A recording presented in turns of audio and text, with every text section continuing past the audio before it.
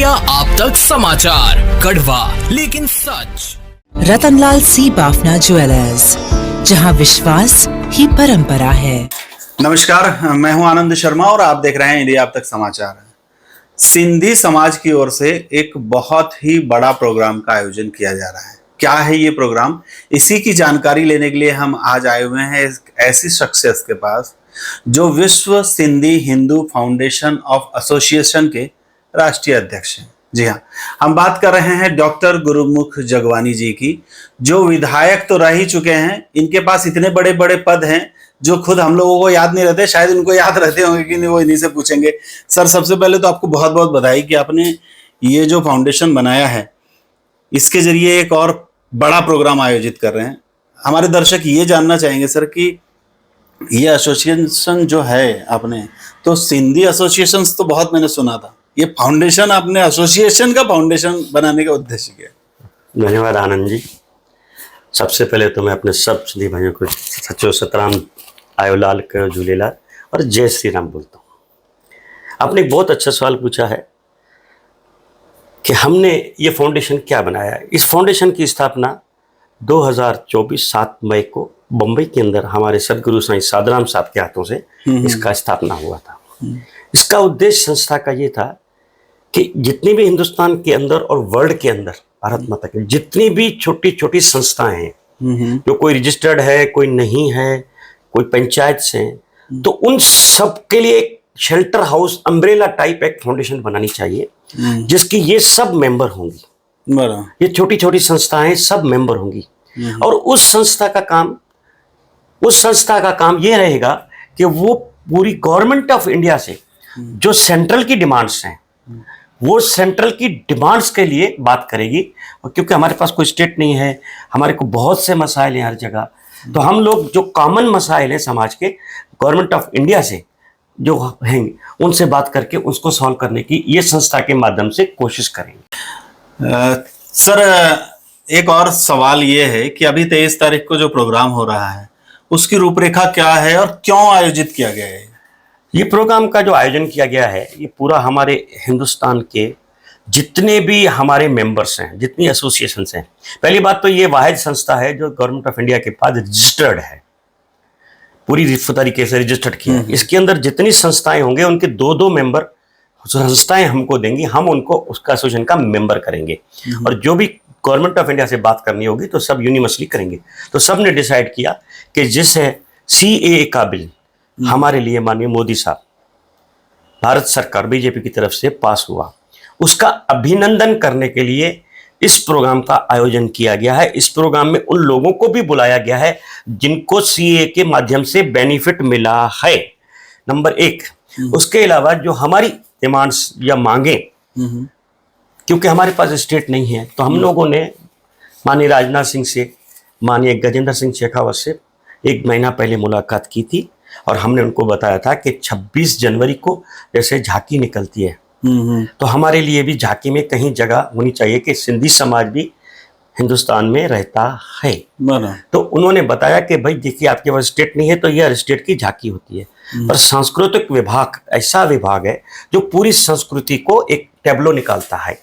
हम आपके लिए इतना कर सकते हैं, उस टेबलो में सिंधी समाज के लिए कोई आप बना के दीजिए, क्या चाहिए, हम आपको उसमें जगह देने के लिए कोशिश करेंगे।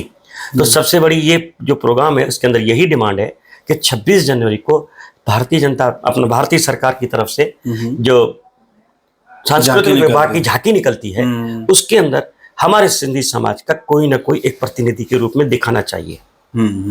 उसके अलावा जितनी हिंदुस्तान के अंदर एसोसिएशन से उन सबको एक प्लेटफॉर्म के ला के उनके अंदर यूनिटी, एकता और भाईचारे का संदेश दिया जाए। नहीं तो हर कोई अपने अपने काम करता रहता है, डिफरेंस बढ़ते हैं। तो एक ऐसा प्लेटफॉर्म होना चाहिए हिंदुस्तान लेवल के अंदर कि जो एक आवाज़ पे सब मिलके अपना काम करें। तीसरा, हमारे यहाँ कोई सिंधु भवन नहीं है, कहीं भी दिल्ली में नहीं है, कहीं भी। तो हमने ये भी डिमांड रखा है, एक सिंधु भवन हमको न्यू दिल्ली के अंदर जगह दी जाए, बना लेंगे हम, हमें सिर्फ जगह दी जाए। हम उसके अंदर चाहते हैं कि कोई भी सिंधी हमारा आए बाहर तो दिल्ली में रहने के लिए एक सुविधा हो जाए। और उन स्टेट्स में जैसे यहाँ पे सिंधी मेजॉरिटी है, से 7 स्टेट्स हैं इंडिया में जिसके अंदर मेजॉरिटी है, हम चाहते हैं उनके अंदर भी एक जगह मिले। और इसके अलावा जो सबसे बड़ी हमारी मांग है वो ये है कि हमें एक जो है आयोग के रूप में, एक मंडल के रूप में, आयोग के रूप में दिया जाए, सिंधी समाज के लिए बनाया जाए, जिसके माध्यम से हम गरीब सिंधी लोगों की सहायता कर सकें। कोई बिजनेस चाहता है, कोई इंटरेस्ट लोन चाहता है, किसी को एजुकेशन की तकलीफ है, अनेक समाजों को ऐसा गवर्नमेंट ऑफ इंडिया की तरफ से आयोग का फैसिलिटी अवेलेबल है। हम भी चाहते हैं, क्योंकि बहुत से लोगों को ये दिमाग में बात रहती है कि सिंधी सब समर्थ हैं। ये बिल्कुल सही बात है, हम समर्थ हैं, और हमारे यहाँ भी 25 से 30% गरीबी की रेखा के नीचे आज भी सिंधी लोग स्टेट्स में रहते हैं, जो डेली अपना व्यापार करते हैं, पापड़ बनाते हैं, कपड़े सोते हैं, कपड़े सिलाई करते हैं, और उनके से आमदनी से अपना घर का गुजारा करते हैं। हम चाहते हैं कि उन सिंधी लोगों को भी ये फाउंडेशन की तरफ से एक मदद दी जाए।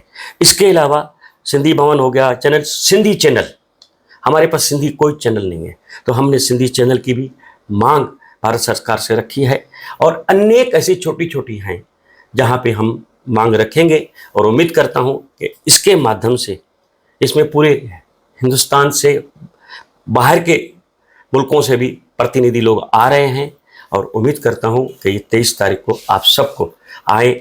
हमारे यहाँ कोई चार्ज नहीं है, हमारा कोई फीस नहीं है, आप आइए, हमारे साथ ज्वाइन हो जाइए, और सिंधी समाज के लिए जो भी हो सके हमारे साथ मिलके कीजिए। सर, मुझे एक चीज़ अभी पूछनी है आपसे। आप सीए का जिक्र कर रहे हैं, सिंधी समाज को सीए का क्या उसके अंदर बेनिफिट है जिसके लिए इतना बड़ा प्रोग्राम किया जा रहा है?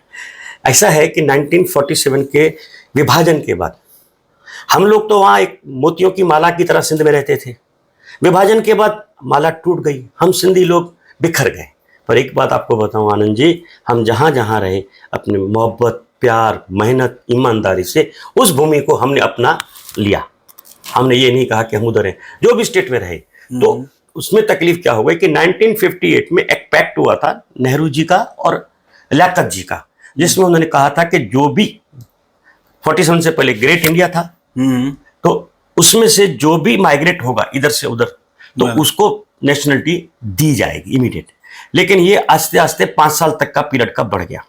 हालत ये हो गई कि हम लोगों को वहां से माइग्रेट करने के बाद 25-25 साल, 20-20 साल तक नेशनलिटी नहीं मिली, जिसके कारण हमारे लोगों को बहुत तकलीफें होती थी।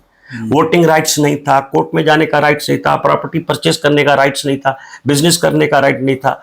तो ये सब डिमांड्स हमने 2014 के अंदर माननीय मोदी साहब जब पहली दफा इलेक्शन के लिए लड़े, तो हमने ये भारतीय जनता पार्टी के मैनिफेस्टो में ये बात डाली थी कि हमें सुविधा दी जाए। और मैं बड़े फख्र के साथ अभिनंदन करता हूँ अपनी समाज की तरफ से, पूरे समाज की तरफ से, कि उन्होंने हम सिंधी लोगों के लिए CA common citizen amendment act जो है वो पास किया, और उसके माध्यम से जितने भी पूरे भारत के अंदर सिंधी लोग रहे हुए थे उनको डायरेक्ट नेशनलिटी दे दी।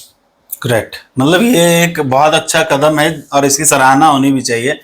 हमारे साथ थे डॉक्टर गुरमुखी जगवानी, जो विश्व Sindhi Hindu foundation of association के राष्ट्रीय अध्यक्ष हैं। 23 तारीख को प्रोग्राम होने वाला है विज्ञान भवन नई दिल्ली में। सभी सिंधी बंधुओं से वहां आकर इस आयोजन को सफल बनाने की जो अपेक्षाएं हैं वो ये रख रहे हैं। आप वहां आइए, देखिए कि किस तरीके से ये प्रोग्राम अरेंज कर रहे हैं और कितनी यूनिटी है ये वहां पर। जो लोग रहेंगे, जो गेस्ट आएंगे, उनको भी देखने के लिए मिलेगी। तो एसोसिएशन चाहता है कि आप सभी वहां पर जरूर आए।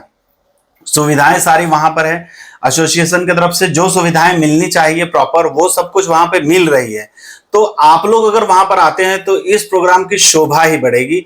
जो समाज काम कर रहा है, जो ये लोग मेहनत कर रहे हैं, उसको अगर फलीभूत करना है तो आपका सहयोग तो उसमें जरूरी रहेगा। जय इंडिया आप तक समाचार, कड़वा लेकिन सच।